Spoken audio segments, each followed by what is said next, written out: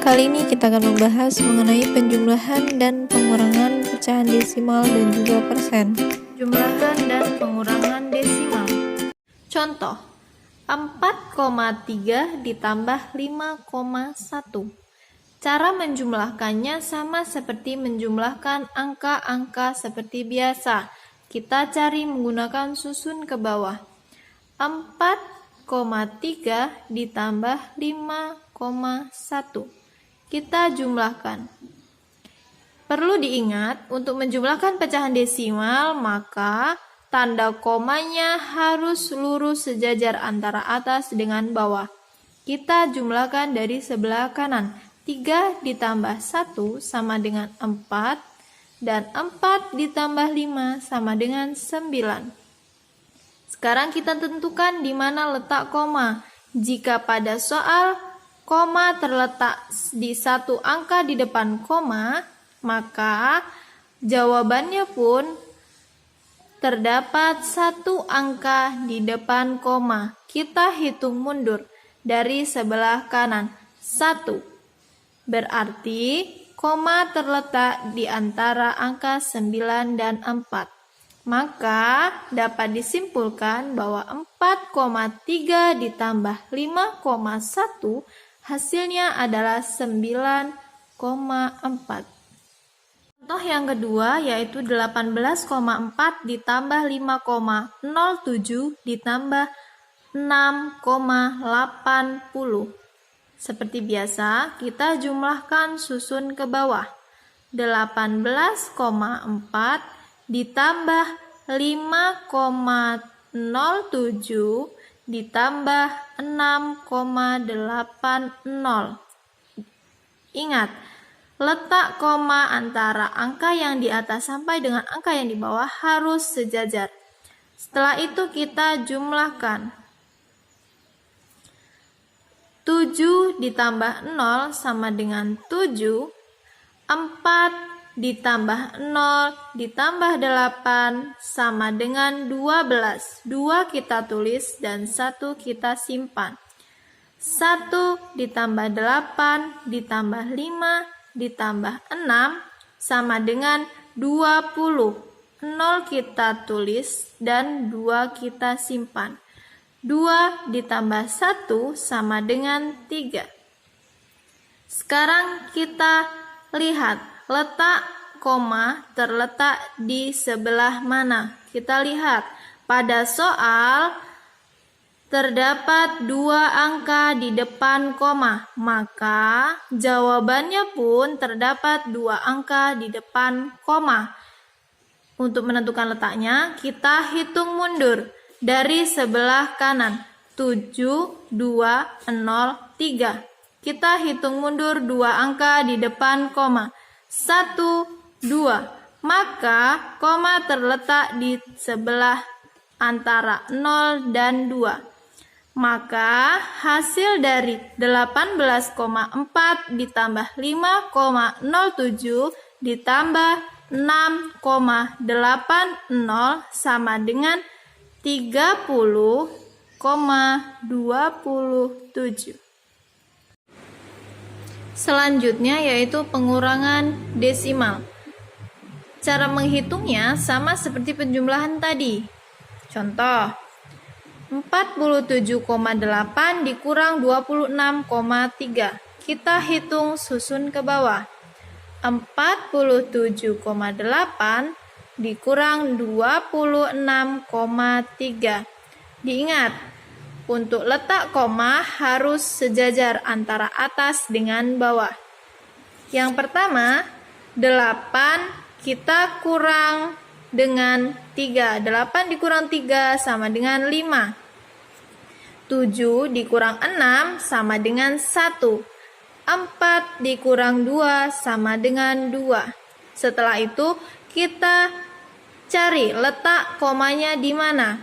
Kita lihat pada soal. Terdapat satu angka di depan koma, terdapat satu angka di depan koma, maka hasil akhirnya pun akan terdapat satu angka di depan koma. Kita hitung mundur dari sebelah kanan. 1. Maka letak komanya adalah di sini. Jadi, hasil dari 47,8 dikurang 26,3 sama dengan 21,5. Selanjutnya yaitu penjumlahan dan pengurangan persen. Yang pertama yaitu penjumlahan. Contoh, 49% ditambah 13%.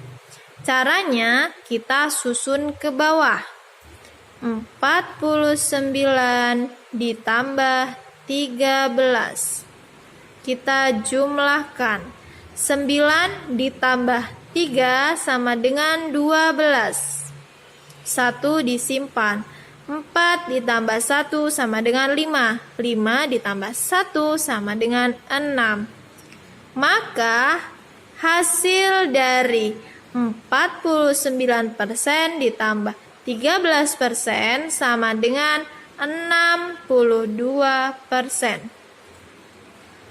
Contoh yang kedua yaitu 4,5 ditambah 60%. Sebelum kita menjumlahkan, kita lihat. Di sini terdapat pecahan desimal, maka pecahan desimal ini harus kita ubah dulu ke dalam bentuk persen, baru kita jumlahkan. Caranya, kita ubah dulu 4,5 ini ke dalam bentuk pecahan biasa. 4,5 sama dengan pembilangnya itu semua angka yang ada pada pecahan desimal. Maka pembilangnya adalah 45. Untuk penyebutnya, kita lihat di depan koma ada berapa angka. Jika di depan koma ada 1 angka, maka penyebutnya adalah 10. Jika di depan koma ada 2 angka, maka penyebutnya 100, dan seterusnya. Kita lihat, 4,5, maka di depan koma hanya ada 1 angka, maka penyebutnya adalah 10. Setelah itu, pecahan biasa ini kita ubah ke dalam bentuk pecahan atau ke dalam bentuk persen.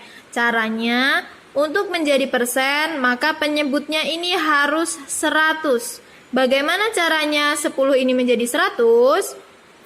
10 ini perlu kita kalikan dengan 10 supaya menjadi 100.